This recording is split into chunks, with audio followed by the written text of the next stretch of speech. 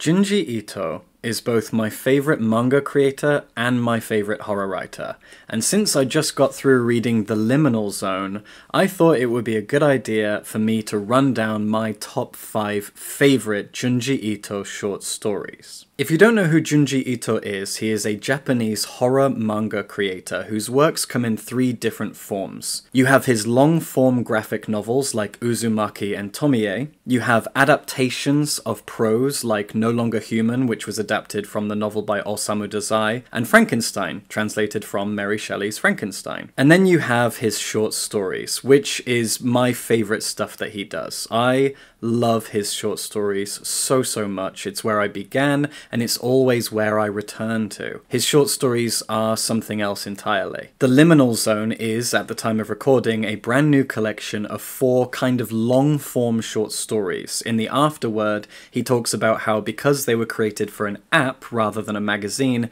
they were unrestrained by length. Magazines are very strict on length. And so these stories got to be a bit longer, and they are absolutely fantastic. And one of the stories in here has joined the ranks of my top 5, and I'm going to talk about it first. That story is this: Madonna. Madonna is a tale about a church. What I really like about Madonna is that so many of Junji Ito's stories focus on Japanese folklore, Japanese tradition. They are inspired by something Japanese. He is a Japanese horror creator. Madonna is inspired by Western churches. It is inspired by Catholicism, which is not popular in Japan. But as a non-religious person, I find religious iconography, especially Catholic iconography, very frightening. The rituals, the traditions, the aesthetics of Catholicism and Christianity is all so dark and strange. And Junji Ito proves that with Madonna. It's a story about a girl who has just joined an all-girls school. It's a very religious place, and it is lorded over by a principal and his wife. But the wife seems to be the one who has all the power, and she's referred to as Madonna. She believes that she is the actual second coming of the Virgin Mary. She's a terrifying person. And Junji Ito is amazing at drawing people looking frightening, even if they're not doing anything supernatural or murderous or dangerous. Just the shocked looks on people's faces when they're crying, when they're screaming, when they're angry. And he really leans on that, actually in all the stories in this collection. But in Madonna, you have a terrifying, powerful, religious woman who has been driven mad by her own belief. And then you have a lot of other trippy stuff happening in the background. Salt is leaking from the ears of some of the girls.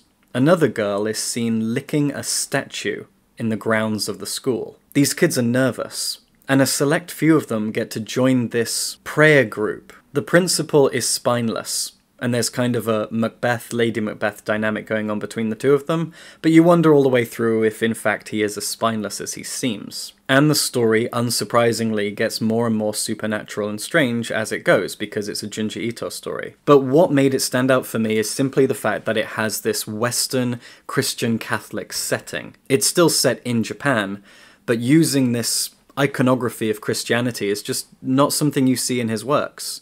And it felt very refreshing for that reason. I was really shaken by Madonna in a good way. Even though I should probably do this list in some kind of an order, I can't resist talking next about Hanging Balloons. This is my favorite Junji Ito short story, and therefore my favorite story that he's ever written, full stop. If you want to read it, Hanging Balloons is found in the Shiver collection, which was the first collection of his that I ever read. Hanging Balloons is a very simple story that chills you to your core. It's set in modern-day Tokyo, which is slowly and steadily being plagued by balloons. Balloons are flying overhead, and each balloon has the face of an actual person living their life on the streets below. It is also noticed very quickly that each balloon has a noose hanging from the bottom of it. And quickly we come to realize that your balloon is hunting you. There is a balloon out there with your face on it, slightly distorted because of the balloon shape. The face looks washed out and haggard and dead, and each person's balloon hunts them down. When it finds you, it becomes aggressive. and it chases you. And if it catches you, the noose loops around your neck and it pulls you up off the ground. You die, and the balloon floats off with you hanging dead from it. It's horrible.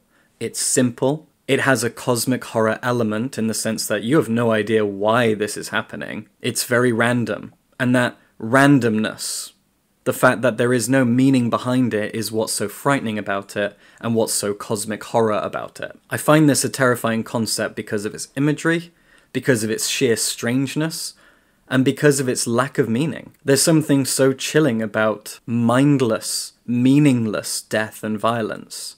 And the fact that these are balloons. I've stayed up at night just thinking about this story. It had such a profound effect on me like 5 years ago when I first read it, and it's one of the best short stories I've ever read. I love it so much. This next story is called Earthbound, and it's found in the Smashed collection. Smashed isn't as good as Shiver overall. Every story in Shiver shakes me to my core, and Smashed overall left me wanting.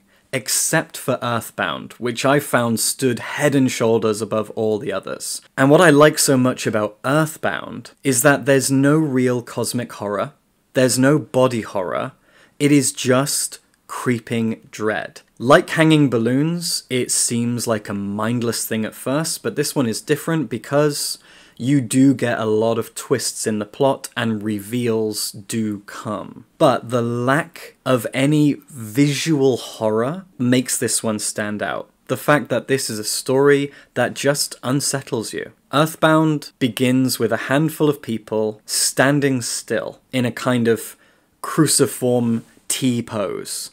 They just stand there. One day, they're walking down the street, or they're in their apartment, or they're in their office, and they just stop, and they stand still, and they form this T-pose. And when people ask them what they're doing, and what's wrong, they just say, please, leave me alone, please go away.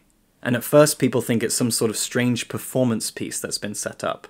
But eventually, it seems to spread like a pandemic. And there's even a charity that gets set up to try and help these earthbound people. They are given food and water and supported. And our protagonist is a member of this charity. And that's all it is. That's the horror, is that people just start doing this thing. And it spreads and it spreads and it spreads. But we do learn why as the story goes. And that's what makes it different. There is a kind of reasoning behind it. And you're itching to know what that is. I like the fact that this is a story that lacks a lot of physical oomph. So many of Junji Ito's stories are physically repulsive. They have so much body horror, disgustingness drawn into them, facial expressions, monstrous things, twisted shapes.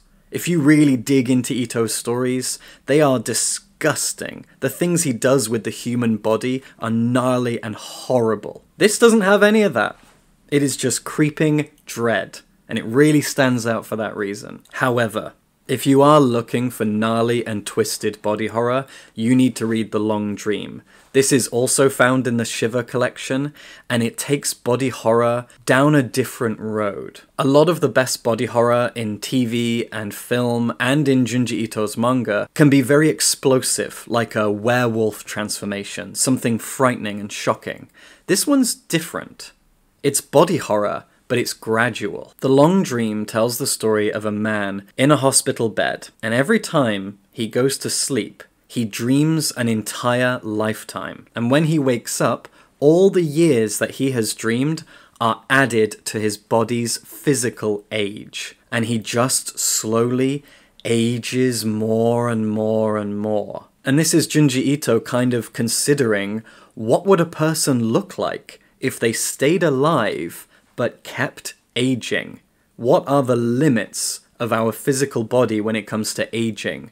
And it is truly monstrous and unsettling. Now, fun fact, when I was a kid, I was watching, I think, Return of the Jedi, and in that, Yoda mentions that he's 900 years old. I was like 8-9 years old, and I thought that that meant that Yoda was originally a human, and that Yoda is what we eventually look like if we manage to stay alive for 900 years. We will shrink down, turn green, grow big elf-like ears. It made sense to me, since we do get shorter, smaller, wrinklier as we get older. It made sense to me. And so this manga has always reminded me of that. But Yoda's cute.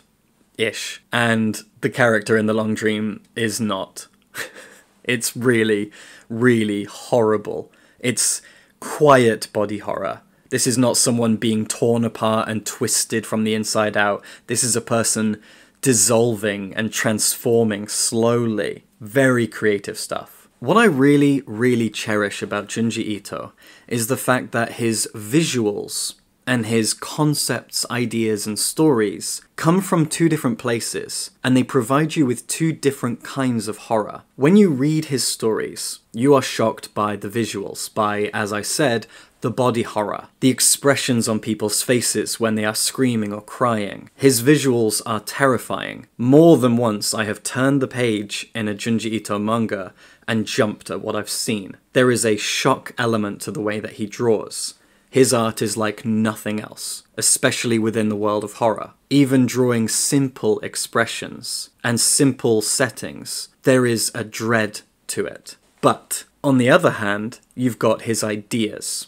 Take the art away, and what you're left with are stories that could easily not be manga. They could be prose. And they are twisted and frightening. They are Lovecraftian. They come out of left field. And this final one that I want to talk about is an example of that, where the art is less important than the concept, the idea. The reason Hanging Balloons is my favourite is because it combines those two things. The visuals are very important and terrifying, but the concept is also freaky as all hell. This one is a high, frightening, existential concept. This one is also his most famous story. It is memed to all hell. People have really gotten creative on the internet, as they always do, with the idea of this story. In fact, if you've never read Junji Ito and you spend a lot of time online, you've probably come across memes inspired by this story. And this is the Enigma of Amigara Fault. This story begins with an earthquake, a massive one, that actually splits a section of ground and raises it up.